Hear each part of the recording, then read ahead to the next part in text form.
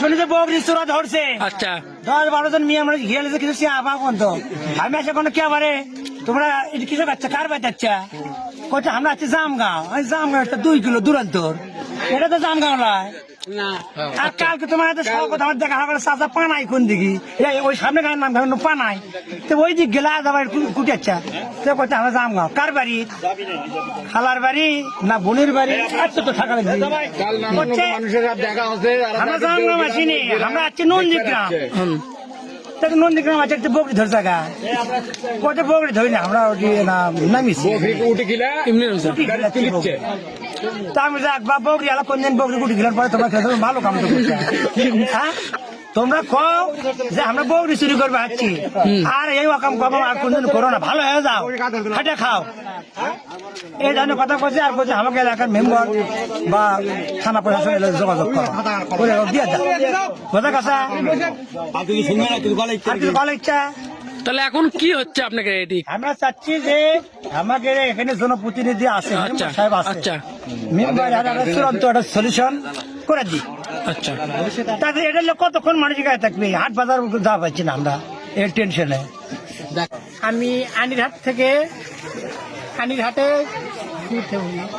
প্রথম আমি কলোনি থেকে আসছি ভাড়া নিয়ে আনিরহাটে। আচ্ছা আনিরহাট থেকে 3টে লোক দাঁড়িয়ে ছিল, আমি বললো জাম করা যাবো। আমি বললাম ভাড়া কয় টাকা? বলতেছে 20 টাকা করে। আমি বললাম 3 জনে 60 টাকা, এই 60 টাকা দিতে যাওয়া যাবে না, 100 টাকা দেওয়া লাগবে। আচ্ছা আচ্ছা চলো। পরে সোজা আসার পরে জাম করার আগে সামনে যে স্ট্যান্ড মালঞ্চা না কি জানি, ওখান থেকে বলতেছে ভেতরের দিকে যাবে। পরে ওখান থেকে ভেতর দিয়ে আসে রঙ্গভূতি। পরে বললাম আপনি 100 টাকা ভাড়া, এতক্ষণ তো ঘোরা তো আমার পক্ষে সম্ভব না, আপনারা যাবেন জাম ঘোরা 15 মিনিটের রাস্তা।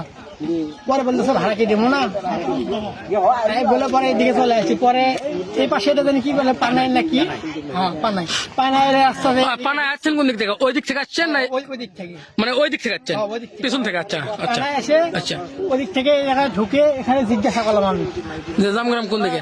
স্ট্যান্ডে মেন রোডে উঠবো কোন দিক দিয়ে কাছে হবে? আচ্ছা মেন রোডে উঠবো কোন দিক দিয়ে কাছে হবে? তাহলে কাকা রাস্তা দেখে দিল।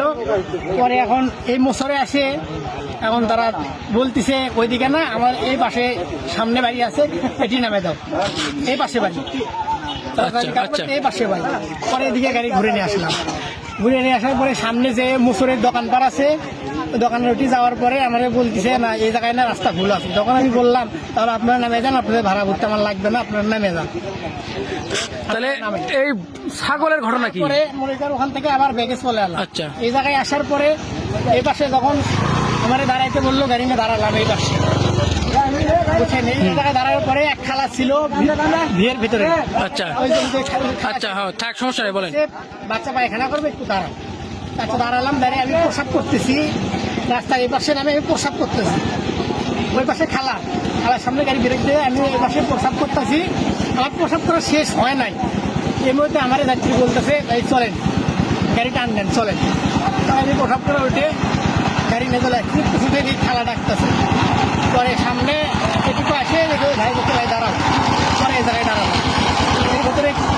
এর ভেতরে ওরা কি করছে আমি বলতে পারি না।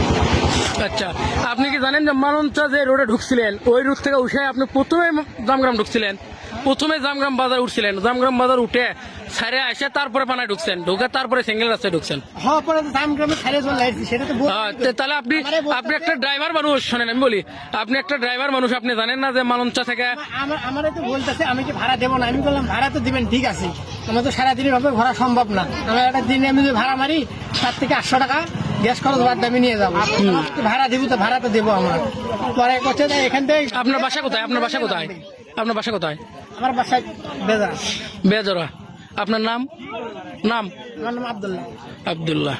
এবার সাধারণ নামে একটা ছেলে ফোন দিয়েছে, ভাই কুটি আছে না জামগ্রাম, এখানে একটা বলছি চোরা ধরা পড়ছে কেন্দ্র সহকারে, আপনারা আসেন। হ্যাঁ কি ঘটনা? বগি কার বগি লুৎপারে ব্যাটার। আচ্ছা আমি তাহলে কি করবো চাচ্ছে?